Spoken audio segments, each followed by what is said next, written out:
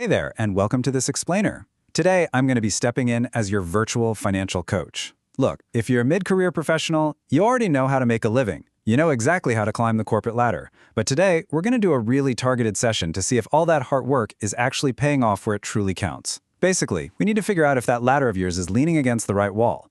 We're going to unpack former investment banker Nischa Shah's brilliant strategies for escaping the corporate grind and totally rethinking your relationship with money.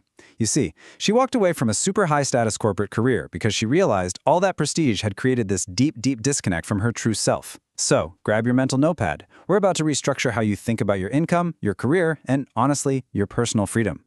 And that brings us right out of the gate to a deeply confronting question. In fact, it's the exact question that triggered Nischa's entire life pivot. I want you to take a second and honestly ask yourself, if I were living this exact same life 5 or 10 years from now, would I still be happy? It's a heavy one, right? Nischa realized that despite all the polish and prestige of banking, she was going through what she called a dark phase. Her high-status career was just completely disconnected from who she really was. Listen, if projecting your current daily reality a decade into the future fills you with dread instead of excitement, that is a massive, flashing red indicator that your current trajectory needs an immediate intervention. Now, if that last question made you squirm a little bit, don't worry, you are definitely not alone. It's a perfect example of what we call the Ostrich Effect. In my coaching experience, this is the absolute #1 mindset trap that catches incredibly smart, highly capable professionals. And it's actually kind of ironic, right? You can easily manage these complex multi-million-dollar projects at work, but the second it comes time to log into your own personal banking app, pure panic. You literally bury your head in the sand. And why do we do this? Because looking at the numbers reminds you of just how trapped you feel in your current setup. But here's the hard coaching truth. Avoidance doesn't eliminate the trap, it just reinforces it. You simply cannot change what you refuse to measure. Okay, so how do we actually break free from this avoidance? Well, first things first, we have to completely sever the tie between your self-worth and your corporate title. In the daily grind, it's so easy for your identity to get completely wrapped up in your LinkedIn profile. You start believing that your prestige equals your peace of mind. But Nischa's experience in the investment banking world proves the exact opposite is usually true. Honestly, the higher you climb, the heavier those golden handcuffs become. So, to audit your finances objectively, you've got to mentally demote your job title. Remember, you are a person who works a job. You are not a job title that just happens to be a person. Your value in the marketplace is not the same as your value as a human being. And really, this demands a massive mindset shift regarding what success actually looks like. Society trains us from day one to chase traditional financial success, which, let's be honest, is almost entirely reliant on status, external validation, and trying to impress people you probably don't even like. It's the shiny car, the expensive zip code, the fancy title. But today, we are optimizing for something completely different: financial happiness. This is rooted entirely in peace of mind and intentionality. Financial happiness literally doesn't care what your neighbor thinks.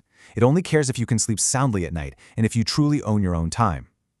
As a mid-career pro, shifting your target from status to intentionality is without a doubt the most liberating move you can possibly make. Because here's the thing, if you only focus on that external success we are just talking about, you are inevitably going to fall into a few very predictable traps. Spending money just to impress people drains your bank account, which naturally leads directly to lifestyle creep. You know what I'm talking about? That constant upgrading of your lifestyle every single time you get a bonus or a raise. You think you're rewarding yourself with a little short-term joy, but you are actually stealing from your own long-term security. And paradoxically, even super high earners get stuck in this scarcity mindset. They feel like there is never enough because the benchmark for enough just keeps moving higher and higher. More money doesn't always fix money problems. Sometimes it just scales them up. All right, the mindset work is done. Let's get into the actual math. Your very first tactical assignment as my client today is to calculate your financial runway. So what exactly does that mean? It means determining the specific financial cushion you would need to survive if your income completely dropped to zero tomorrow. And let me be clear, this isn't just a rainy day fund for a broken water heater. This is courage money. Having a clearly defined financial runway is exactly what buys you the psychological safety to walk away from a draining situation, to confidently negotiate a better role, or to finally make that big career pivot you've been dreaming about. So to actually build that runway with real intentionality, we're going to use Nischa's 3-bucket method. I want you to visualize your income not as just one big stream of money waiting to be spent, but as a pie that has to be strictly divided up. Bucket number 1 is your fundamentals. These are your absolute, non-negotiable living expenses like housing and groceries. Bucket number 2 is fun, because hey, financial happiness absolutely requires you to enjoy your life right now, not just 30 years from now. But that third slice, that's the most critical one, the future you. By automating your income directly into these 3 distinct buckets, you completely remove the daily decision fatigue and you guarantee that the future you is getting paid first. Now, to make sure those buckets stay full and you aren't springing any leaks, you've got to run a strict spending audit. And yes, that means fighting the daily, exhausting battle against instant gratification in our one-click delivery world. Before you hit buy, you've got to throw up a defense mechanism. Start asking yourself some hard questions.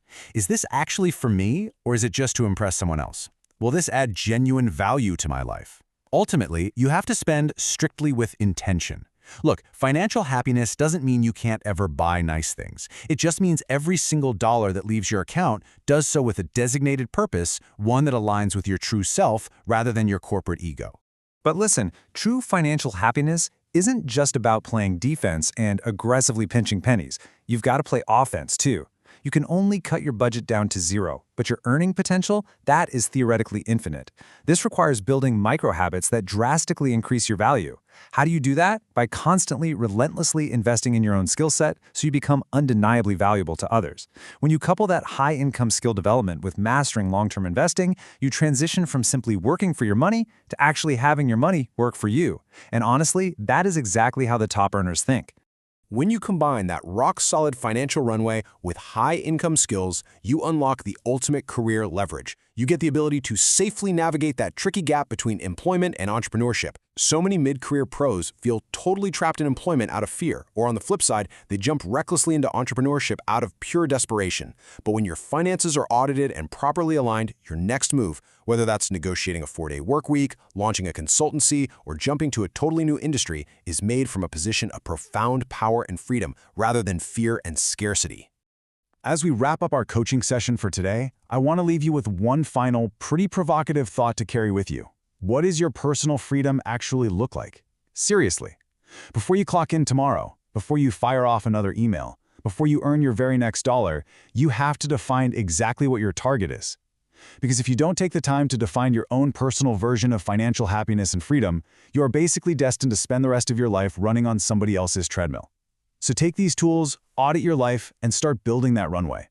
Thank you so much for joining me on this explainer. Keep learning, and most importantly, keep taking action.